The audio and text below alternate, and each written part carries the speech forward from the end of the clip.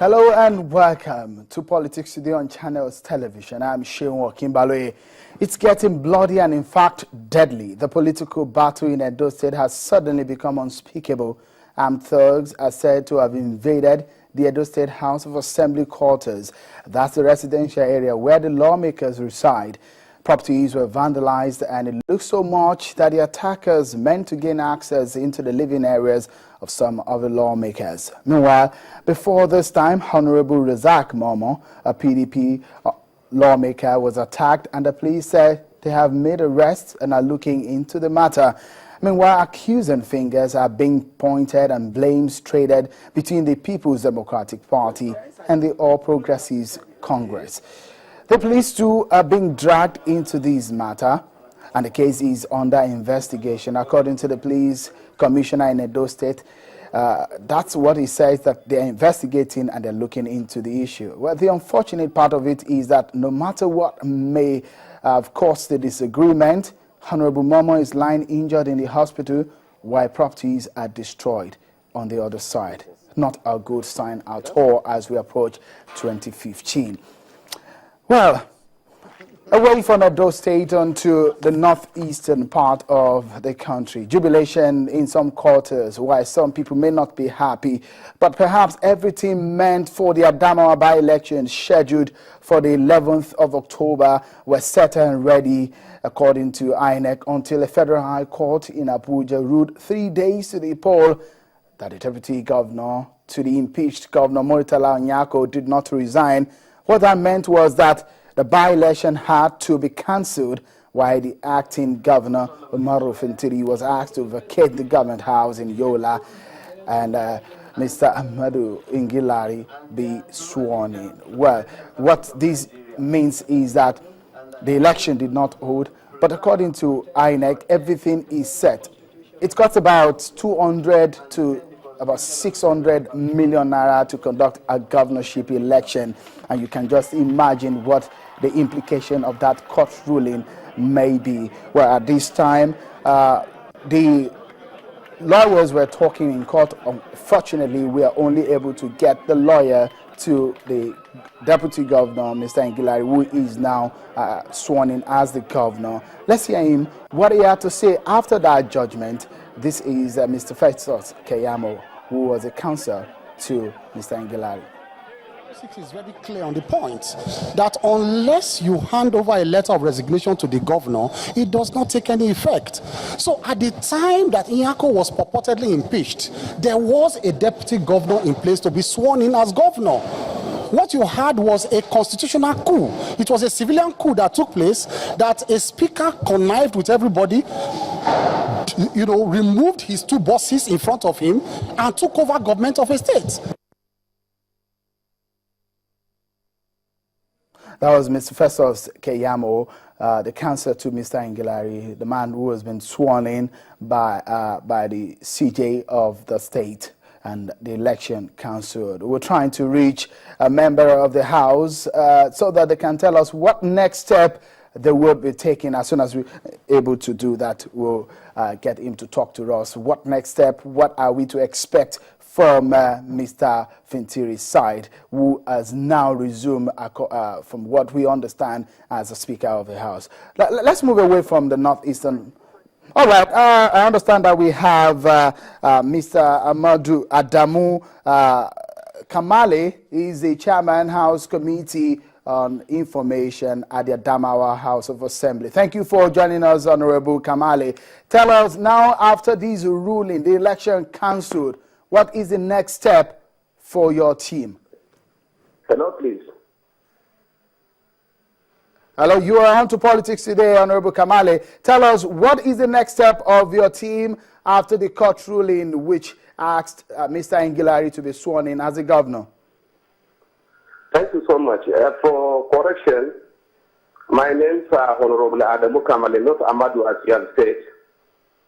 Well, first of all, the development in Adamawa State is a unique one because it has never happened in any other state in Nigeria.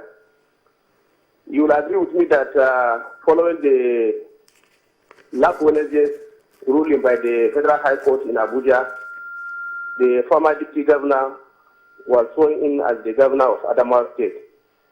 And we, the parliamentarians, the legislature as an arm of government, has no option rather than to obey the ruling of the court.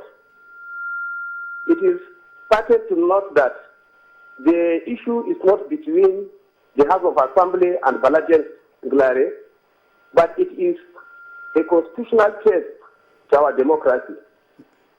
Oh. The feeling that the governor, that is during the impeachment process of the former governor, the House of Assembly received a resignation letter from the present governor, that's from Balajen Singlari, and in addition, the former governor, who was then governor before his impeachment, also wrote to the House, telling the House that his deputy governor has resigned and that he was nominating another person for his replacement. So at that time, the House has no any other reason not to accept the resignation given by the present governor.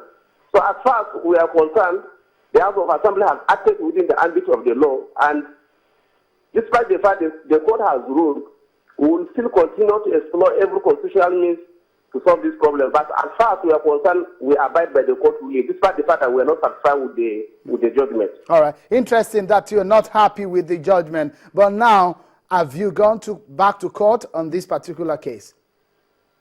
Well, the issue is, even on the same day that the judgment was given, you should note that an appeal was filed. So this judgment has already been appealed. Oh, interesting. You have already filed an appeal in the court now.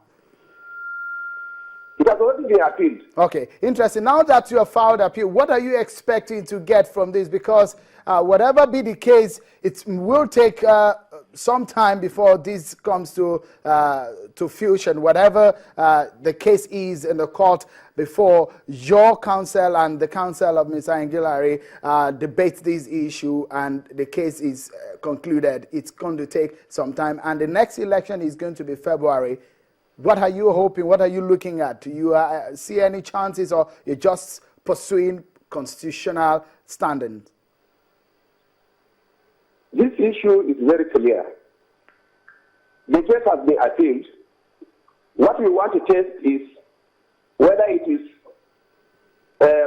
is possible for somebody to have written a resignation letter and submitted to the authority concerned, and such resignation being acknowledged by that person, and at the same time that person can come and deny it. That's what we want to find out. If that is applicable, then many of those people that have resigned their position have left in Nigeria. Interesting. You should know that. But you are privy to the fact that, Honorable Kamale, you are privy to the fact that Mr. Angilari actually submitted the letter of resignation to the House of Assembly, directed to the Speaker, isn't it? Let me tell you, there are two letters involved. The House of Assembly has a copy of a letter written by Glare sent to the governor. Then the governor also acknowledged that Mr. Glare has resigned, and he nominated Honorable Adamu Kamale to replace Balan Glare as the deputy governor. On the same day, the former deputy governor submitted his resignation to Mr. Yako. Interesting. So you were supposed to replace him yourself? Yes, because the issue now is we expected the Federal High Court, to have called for a witnesses before that judgment should be delivered. We submitted an affidavit to that effect at the Federal High Court that we have a letter written by the governor acknowledging that His Excellency Balajen Sungari has resigned his position and he is replacing him with another nominee for deputy governor. All right. And at the same time, we have a copy of a letter written to the governor by His Excellency Balajen Sungari. In addition, Balajen Sungari also wrote a letter addressed to the Speaker of the House of Assembly, So there are 3 letters involved in this issue. The whole world were made to believe that it was only the letter that was written to the speaker and the speaker acted on it. That was not the truth. The truth of the situation is that Nyako wrote to their house acknowledging that Bala has resigned and he nominated another person to take over from him. And at the same time, Bala wrote to their house and also Bala wrote to Nyako. We have all the letters. We are giving it to the court, but the court refused to hear the case with witnesses. All right, interesting. It will be interesting to see how all these pan out. But before I allow you go, the speaker is now back to his seat, isn't it? Mr. Fintiri now, the Right Honorable Fintiri is now back as the Speaker of the House. The Speaker is an elected position, so there's no question about that. He still remains the Speaker. Even when he was acting governor, he was still the Speaker. All right. Thank you so very much, Honorable Adamu Kamale, the Chairman, House Committee on Information, Adamawa State House of Assembly. Thank you for talking to us on politics today. Let's move away from that and on to Akure, the capital of Ondo State, where the Labour Party now has a new leadership after the national convention of the party. The party elected new executives at their national convention held in Akure, the capital of Ondo State. The new national chairman of the party is the immediate past secretary. He took over from Chief Dan Onwanyan, who said he will not contest the seat again. The convention comes about 2 weeks after the governor of Ondo State, Olusegun Mimiko, dumped the party to return to his former party, the PDP.